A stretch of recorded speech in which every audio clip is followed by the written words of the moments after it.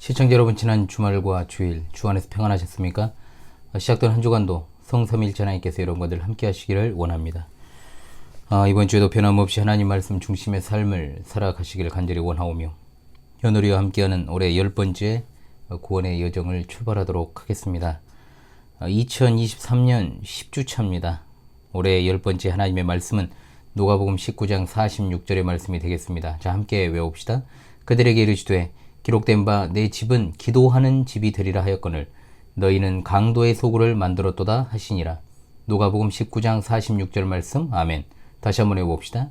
그들에게 이르시되 기록된 바 내 집은 기도하는 집이 되리라 하였거늘 너희는 강도의 소굴을 만들었도다 하시니라.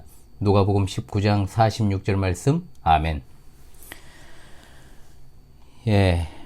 연속해서 이번 주 하나님의 말씀 해설 시간을 통해서 누가복음의 본문을 순차적으로 상고하는 가운데 있습니다. 지난 시간부터 누가복음 19장 18절로 21장 4절까지 예수님의 공적 사역의 마지막 한 주간, 이른바 고난주간이라 불리는 시기 가운데 첫날 일요일부터 화요일 전박이까지 일어난 사건에 대한 기록을 상고하는 가운데 있습니다. 예수님은 이미 여러 차례 언급하신 대로 오랜 여정의 최종 목적지이자 이 지상에 오신 목적을 수행하실 예루살렘에 입성하셨습니다. 그러나 예루살렘에 입성하신 예수님은 무리들로부터 잠시 환영을 받는 듯 했으나 이내 유대 중교 지도자들과 정면으로 충돌하셨고, 또한 그들의 모략으로 십자가에서 죽임을 당하시게 됩니다. 그 가운데서 지난 시간 예수 그리스도께서 예루살렘에 영광에 입성을 하시는 장면을 통해 예수님을 우리의 왕이시자 온전하신 주님으로 우리 삶 가운데 모시며 살아가야 할 것을 교훈받았습니다.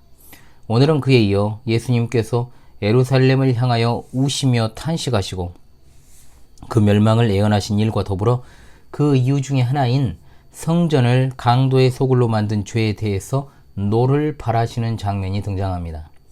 우리는 예수님의 이런 사역을 통해서 오늘날 우리 한국교회의 현실을 돌아봐야 될 줄로 압니다. 예루살렘을 향하여 우시며 탄식하시는 우리 주님은 오늘도 한국교회를 향하여 우시며 탄식하고 계십니다.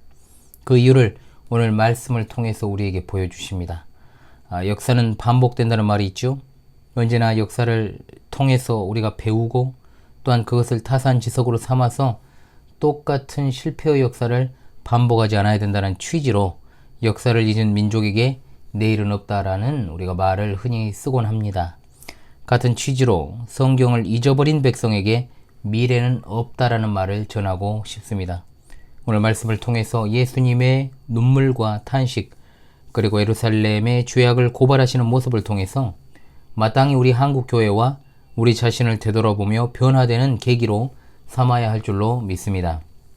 먼저 오늘 본문 전체를 읽고 시작하도록 하지요. 누가복음 19장 41절로 46절의 말씀이 되겠습니다. 자, 47절까지 읽어야죠. 가까이 오사 성을 보시고 우시며 이르시되 너도 오늘 평화에 관한 일을 알았더라면 좋을 뻔하였거니와 지금 내 눈에 숨겨졌도다. 날이 이를지라 내 원수들이 토둔을 쌓고 너를 둘러 사면으로 가두고 또 너와 및 그 가운데 있는 내 자식들을 땅에 메어 치며 돌 하나도 돌 위에 남기지 아니하리니 이는 내가 보살핌 받는 날을 알지 못함을 인함이니라 하시니라. 성전에 들어가사 장사하는 자들을 내쫓으시며 그들에게 이르시되 기록된 바 내 집은 기도하는 집이 되리라 하였거늘 너희는 강도의 소굴을 만들었도다 하시니라.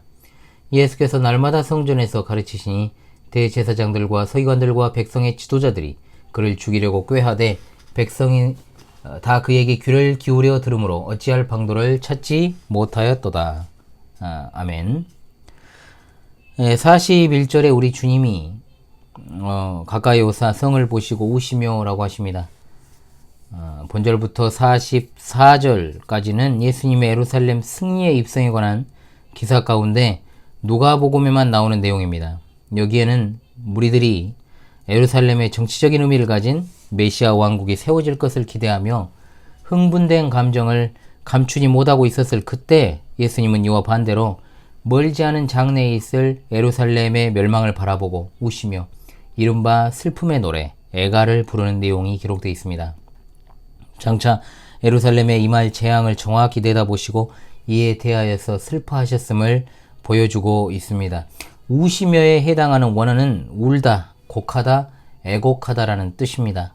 감정을 절제하며 소리 죽여서 우는 조용한 어떤 내적 슬픔이 아니라 자신의 슬픈 감정을 밖으로 표출시키는 격렬한 이 비통을 가리키고 있습니다. 즉 예수님은 가슴이 터질 것 같은 격렬한 괴로움을 영혼의 부르짖음 같은 통곡으로 표현을 하셨던 것입니다. 예수님께서 이와 같이 예루살렘 성을 향해서 통곡하심은 예루살렘 성이 장차당할 그 슬픈 비극적인 겪게 될 그 현실을 알고 계셨기 때문입니다. 이전에 수많은 선지자들을 통해서 그리고 예수님으로 인해서 또 하나님께서 원하시는 진리의 길을 걸을 수 있었음에도 불구하고 이스라엘은 이를 정면으로 거부하고 마침내 예수님을 핍박하고 십자가에 못 박아 죽임으로 멸망하게 되는 상황에 처했기 때문입니다. 예수님이 이 외에도 나사로의 죽음 앞에서도 눈물을 흘리신 바 있습니다.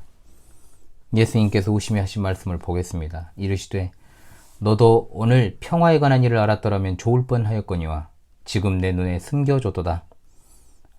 예수님의 그 안타까움을 그대로 드러내는 말투입니다.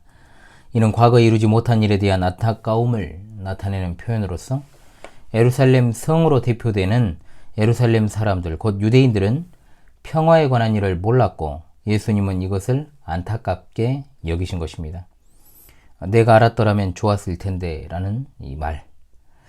평화라는 말은 히브리어 샬롬과 같은 의미의 헬라어 에이레네가 사용이 되었습니다. 이는 하나님과의 올바른 관계로부터 오는 구원과 충만한 은혜 그리고 진정한 기쁨을 뜻하는 단어지요. 예수님이 이 세상에 오신 목적은 바로 하나님과 인간 사이를 화목하게 하시기 위함이었습니다. 예수님이 그동안 그토록 수많은 사역과 가르침들을 유대인들에게 주신 것은 자기 자신에게만 진정한 구원과 평강이 있다는 그 사실을 보여주기 위함이었습니다. 그래서 그들이 예수님을 영접했다면 그들은 하나님과의 올바른 관계, 즉 화평의 관계를 맺을 수 있었고 그로 인한 진정한 구원과 충만한 은혜를 만끽할 수 있었을 것입니다. 그러나 너무나도 불행하고 안타깝게도 이스라엘은 이러한 사실을 알지 못했고 예수님을 거절하고 또한 그분을 불과 며칠 후면 십자가에 못 박게 되는 것이죠. 이러한 그들의 무지와 죄로 인해 하나님께서 무서운 심판을 작정하고 계신 지금도 그들은 여전히 듣지 못하고 깨닫지 못함으로 회개하지 않고 있는 것이 너무나도 안타깝고 안타까운 것입니다. 지금 내 눈에 숨겨졌도다라는 표현이 바로 그것입니다. 하나님께서 죄악으로 인해서 완고해진 그들의 지성을 어둡게 하여 예수님에 관한 일들을 깨닫지 못하게 하셨음을 가리킵니다. 이는 하나님께서 마치 숨겨진 보화와 같은 천국의 비밀과 구원의 경륜을 스스로 지혜롭다 여기면서 그만 떠는 이스라엘 사람들에게는 가리신 것과 같습니다. 또 한편으로는 이제라도 알고 그들이 구원 얻기를 갈망하셨지만 그들은 이 마지막 기회조차도 보지 못하고 저버렸던 것입니다. 모든 일에는 때가 있는데 구원받을 때는 언제인가? 바로 지금입니다. 하나님께서 공고하시는 날에 평화에 관한 일들, 즉 예수 그리스도를 통한 하나님의 구원에 관한 작정을 알아야 됩니다. 때가 지나면 아무런 의미가 없습니다. 심판의 크고 두려운 그날이 오게 되면 그때는 늦습니다. 포도원 일꾼 비유를 통해서도 우리가 알 수 있습니다만 제11시, 즉 오후 5시에라도 포도원으로 일하러 온다 해도 거절하지 않으시고 받아주시는 우리 하나님이시기 때문입니다. 즉 첫 차를 타든 막차를 타든 천국행 구원열차를 탄다면 종착역은 반드시 하나님의 존전이기 때문입니다. 그러나 평화의 도성이란 이름을 가진 예루살렘이 그 명칭이 참으로 무색하게도 그들은 예수님께 마음을 쓰지도 않고 거들떠보지도 않았습니다. 그야말로 그들의 눈에 숨겨졌다는 거죠. 은혜 받을 만한 때와 구원의 날을 알지 못하고 안일하게 그 기회를 놓쳐버리고 멸망에 가고 있다는 사실도 알지 못합니다. 보고자 하지 않는 자들만큼 정말로 이 세상에 눈먼 자는 없습니다. 오늘날에도 복음의 은혜를 고집스럽게 멸시하는 자들이 얼마나 많습니까? 그들의 죄와 어리석음은 주 예수님께 큰 슬픔이었기 때문에 우리도 그것을 큰 슬픔으로 여겨야 됩니다. 그리스도께서는 계속해서 회개하지 않고 멸망을 향하여 치닫고 있는 잃어버린 영혼들을 눈물 흘리시며 바라보십니다. 그리스도께서는 어느 누구도 멸망하기를 바라지 않으시기 때문에 그들이 계속해서 고집을 부리다가 죽는 것이 아니라 당연히 돌이켜 살기를 바라셨습니다. 아무리 흉악한 죄인이라 할지라도 우리는 그들이 돌이켜 살기를 소원해야 되는 겁니다. 그것이 바로 예수님의 마음이요 또한 그분을 따르는 우리 마음이 되어야 됩니다. 비록 우리를 힘들게 하고 참으로 곤고하게 하는 일을 할지라도 우리는 끝까지 그 영혼을 저주하지 말고 그 영혼이 구원받기를 위해 기도해야 할 것입니다. 그로 인한 우리 고통은 잠시 잠깐이지만 그들이 당할 고통은 영원한 것이기 때문입니다. 예루살렘은 멸망의 그날을 피할 수 없었습니다. 43절로 이하에 예수님은 약 40년 뒤에 일어날 가슴 아픈 일을 내다보시면서 매우 구체적으로 예언을 하고 계시죠. 이는 마치 구약 성경에서 이사야와 에스겔서에 나오는 바벨론에 의한 예루살렘 함락의 그 예언들을 상기시키는 것 같습니다. 그와 거의 동일한 예언이 또다시 예수님의 그 말씀을 통해 발해지고 또한 그것이 주 70년에 성취되게 됩니다. 역사를 통한 교훈을 얻지 못하고 동일한 죄를 범하던 자들에게 예수님은 동일하게 심판을 예언하시고 그 예언이 이루어지게 된 것입니다. 날이 이를지라는 말씀의 날은 예루살렘 심판과 멸망의 날입니다.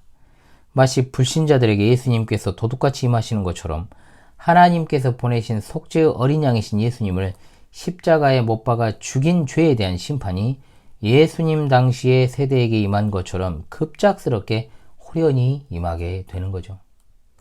토둔을 쌓고 사면으로 가둔다라는 말씀은 로마 장군 티투스에 의한 전쟁 전략을 그대로 예언하신 말씀입니다.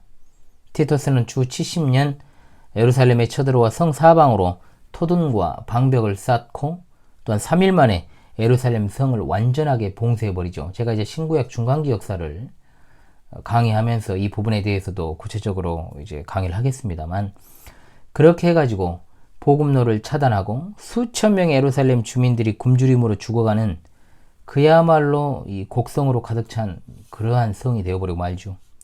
그리고 최후 공세로 무기력하게 멸망당하고 맙니다. 44절 또한 시편 137편에 나오는 바벨론 사람들을 향해 말한 저주를 상기하게 합니다. 예루살렘이 적군에 의하여 침략을 당하여 그곳의 모든 주민들이 철저하게 죽임당하게 될 것을 의미함과 더불어 그 성읍 자체가 다 무너져 내리게 될 것을 말씀합니다. 구원을 무시하는 백성은 현세에서도 이렇게 무서운 심판을 당하게 된다는 것을 우리가 잊지 말아야 됩니다. 티투스는 실제로 성을 파헤치라고 명령을 했고 3개의 망대를 제외하고는 성내 전체를 갖다가 평평하게 만들어 버렸습니다. 말 그대로 돌 하나도 돌 위에 남기지 아니했다라는 거죠. 유대인들이 그리스도를 십자가에 못 박은 것에 대한 그 대가는 이처럼 혹독한 것이었습니다. 이는 그들이 하나님께서 그들을 권고하신 날을 알지 못하였기 때문이었습니다. 예수님은 마지막 구원의 기회를 주시고자 예루살렘을 찾아오셨지만 그들이 예수님을 알아보지 못하고 영접하지 않으므로 이 기회는 심판의 방문이 되어서 결국 멸망을 가져오게 되었습니다. 그런 의미에서 권고라는 말보다는 방문이라는 번역이 더 적절하지 않을까 합니다. 보통은 예수님이 성전에 들어가셔서 이른바 성전 정화 사건이라 불리는 45절로 이하의 말씀을 둘째 날에 있었던 일로 생각을 합니다만 이 사건을 첫째 날에 보든 둘째 날에 있었던 것으로 보든 전혀 상관은 없습니다. 복음서의 기자들이 우리 구주께서 예루살렘에 사신 일을 시간적인 순서를 따라 순차적으로 기록한 것이 아니고 또한 마태와 누가 본문은 첫째 날에 행해진 것으로 기록을 하므로 첫째 날에 있었던 일로 보도록 그렇게 우리가 합시다. 자, 이른바 성전 정화 사건은 유대 종교 지도자들이 예수님을 제거하기로 결정하는 결정적 동기가 되기도 함과 동시에 앞서 예수님께서 예루살렘 성을 보시고 우시며 멸망한다라고 예언하시는 그 이유가 되기도 합니다. 먼저는 예수님이 성전에 들어가셔서 장사하는 자들을 내쫓으십니다. 내 집은 기도하는 집이 되리라 하였거늘 너희는 강도의 소굴을 만들었도다 하시니라. 자, 병행 구절인 마가와 마태복음과는 정확하게 일치하지 않지만 누가는 장사하는 자들을 내쫓으신 사건만을 간단하게 기록하고 있죠. 성전이 여러분 어떤 곳입니까? 하나님과 교통하는 곳입니다. 성전은 하나님이 인간과 교제를 나누는 목적 이외에 다른 목적으로 활용되어서는 안 된다는 것을 보여준과 동시에 구약의 성전이 가리키는 실체가 되시는 예수 그리스도께서 오셨으므로 더 이상 눈에 보이는 성전 자체가 의미가 없다는 것을 보여주시는 것이기도 합니다. 당시 예루살렘 성전은 온갖 부패의 온상이 되어버렸습니다. 상인들 뿐만 아니라 제사장들 모두가 개인적인 탐욕을 만족시키고자 온갖 불법에 가담을 했죠. 예수님을 가리키는 성전이 죄악의 온상이 되어버린 것입니다. 여기 나오는 장사하는 자들은 종교를 등에 업은 장사꾼들입니다. 성전 뜰에는 환전상이 있었습니다. 그들은 유대인들로부터 매년 성전세를 거둬들였는데 인두세로서 반세겔씩 이제 거둬들였죠. 노동자 이틀치 임금에 해당하는 것입니다. 주님이 예루살렘에 입성하신 때는 6월절 절기가 임박해 있는 때였기 때문에 해외에 흩어져 있던 많은 사람들이 6월절을 지키기 위해 들어오던 때입니다. 그래서 그들이 성전세를 내야 했는데 이들은 각각 자신이 거주하던 나라의 화폐를 가지고 오지 않았겠습니까? 이방인의 돈을 거룩한 하나님의 성전에 바칠 수 없다 해서 외국 돈을 유대인의 화폐 세겔로 바꿔주는 것이 바로 환전꾼들의 일상이었습니다. 꾼이라고 이야기하는 것은 이들을 비하하는 말입니다. 문제는 그냥 바꿔주면 상관이 없는데 차액을 떼어 수수료로 챙겼습니다. 한마디로 환전으로 환전치기로 어마어마한 돈 장사를 한 거예요. 이것뿐만 아닙니다. 제물로 바칠 가축을 파는 자들도 그 안에 있었습니다. 그들은 종교 지도자들이 고용한 장사꾼들이죠. 당연히 윗대가리하고 커넥션이 없으면 들어올 수가 없죠. 하나님께 바칠 가축은 흠없는 것을 드려야 한다는 율법을 이용해서 시가보다 훨씬 비싼 값에 가축들을 팔았고 또 자기가 드릴 희생 가축을 직접 가지고 온 사람들의 가축은 흠없는 가축으로 바꿔야 된다고 하면서 뺏어갑니다. 그리고 그 가축을 뒤로 빼돌려 다시 사람들에게 그걸 갖다가 흠없는 가축이라고 속여 대파는 식으로 얼마나 사악한 행동입니까? 막대한 부를 축적합니다. 우리가 난리난 상황을 표현할 때 6.25 때 난리는 난리도 아니다 이런 말을 하지 않습니까? 그만큼 우리에게는 엄청난 난리였기 때문에 그렇지요. 이게 말이 성전이지 그냥 돗대기 시장, 그냥 시장통이에요. 당연히 성전의 주인이자 그 실체가 되시는 예수님은 이것을 그냥 넘어가실 수 없습니다. 순례자들을 위해서 장사를 하는 것 자체가 문제가 아니고 불법이 문제인 것입니다. 종교를 이용해서 사리사욕을 챙기려 했던 일들은 역사상 어제 오늘의 일이 아니었고 인류 역사를 통해 계속해서 진행되어 왔던 부패의 역사이기도 합니다. 시청자 성도들이요, 옛 언약 백성인 이스라엘 백성을 위한 구약의 성전과 그 안에 있는 제사장과 모든 희생제물은 오실 예수 그리스도를 가리키는 것들이었습니다. 이미 오신 예수 그리스도께서 세우신 새로운 이스라엘로 이루어진 신약 교회는 주님의 몸된 교회요, 성도는 그 몸의 지체들입니다. 따라서 구약의 유형 건물인 성전은 신약의 교회가 될 수 없고 성전 안에서의 희생제사도 예수 그리스도께서 십자가에서 이루신 단 한 번의 희생제사로 말미암아 다시 반복되는 것도 아닙니다. 또한 특정인이 제사장이 되어 하나님과 사람 사이의 중보자가 되는 일도 하나님과 사람 사이의 유일한 중보자 되시는 예수 그리스도로 말미암아 존재하지도 않습니다. 예수님께서 수행하신 선지자, 제사장, 왕직을 신약교회 성도들이 이제는 계승하여 수행하고 있는 것이죠.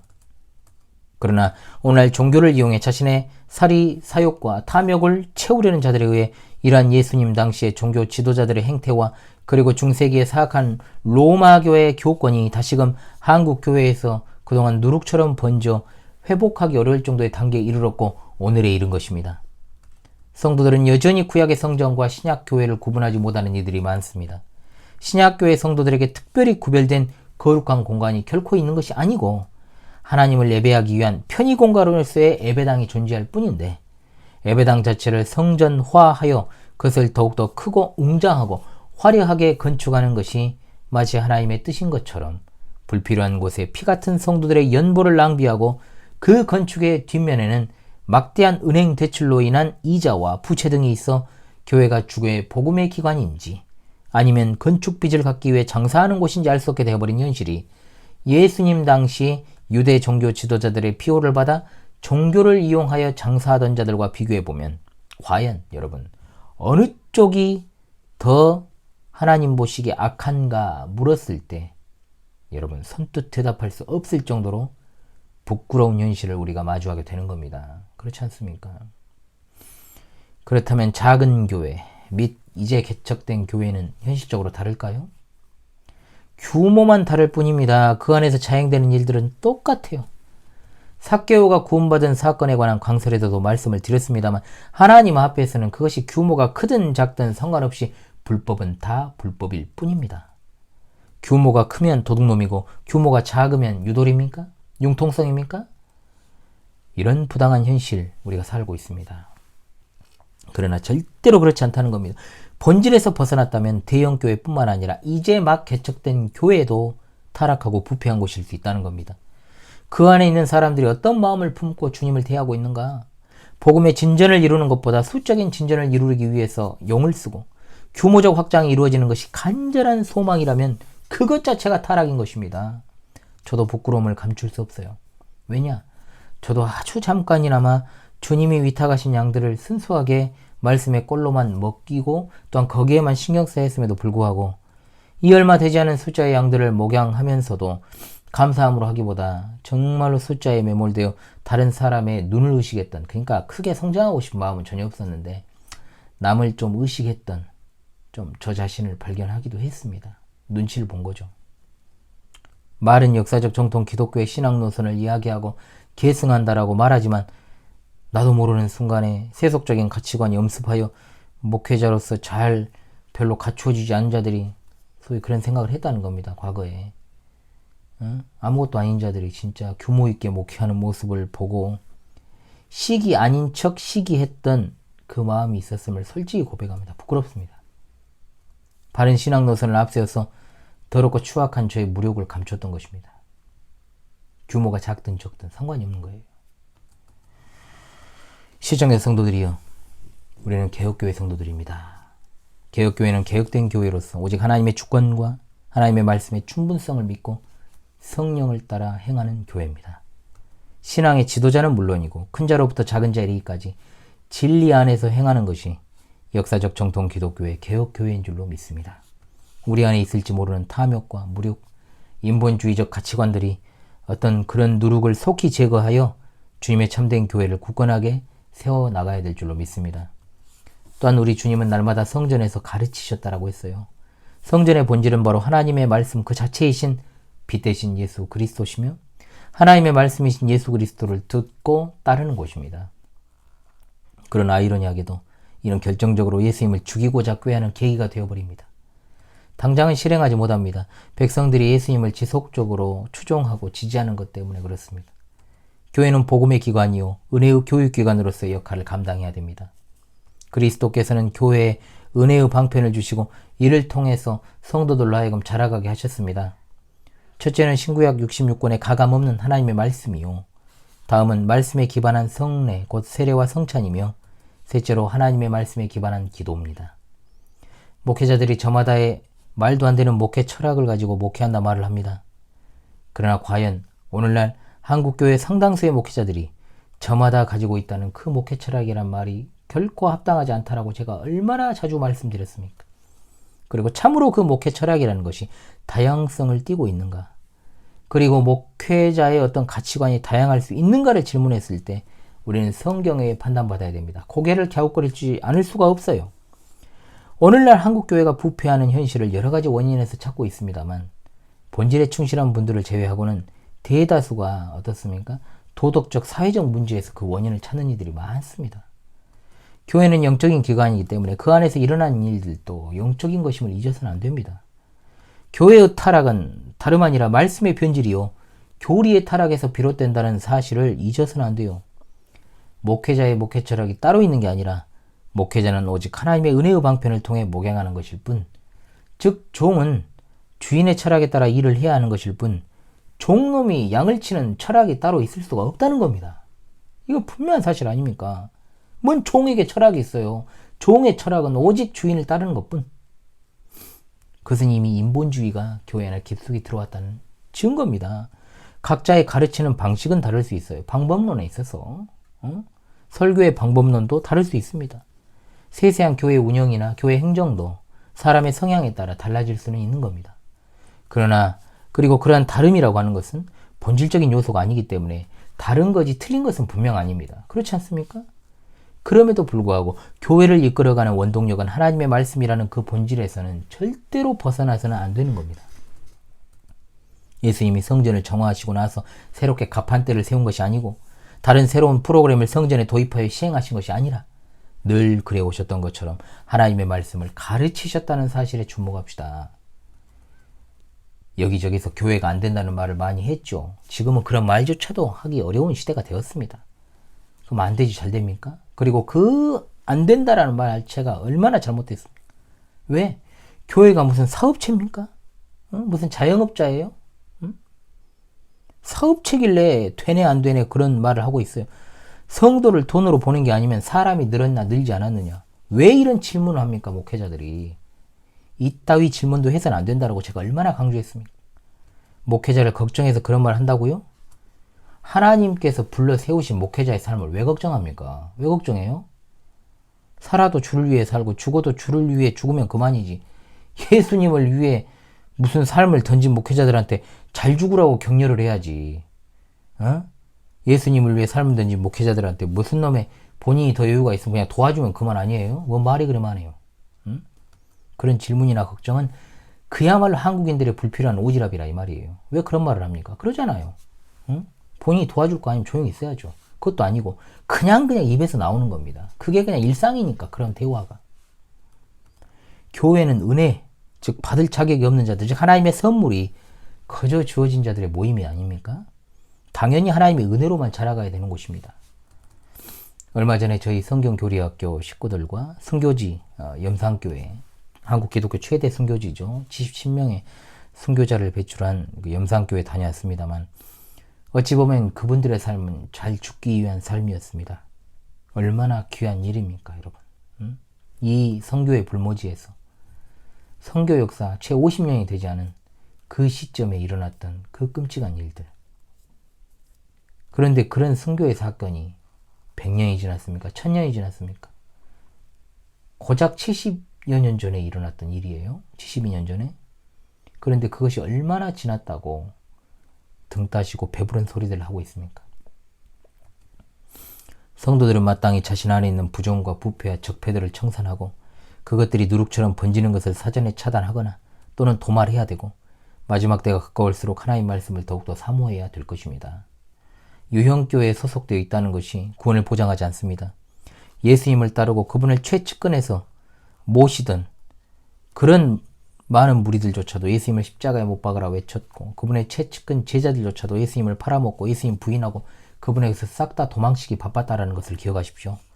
하나님의 말씀이 본질이 되어 강단에서 전파가 되지 않는다면 우리 주님이 역사의 타작마당에서 계속해서 알곡과 가라지를 이삭과 쭉정이를 성별하시는 그 역사적 대열에 참여할 수가 없는 겁니다.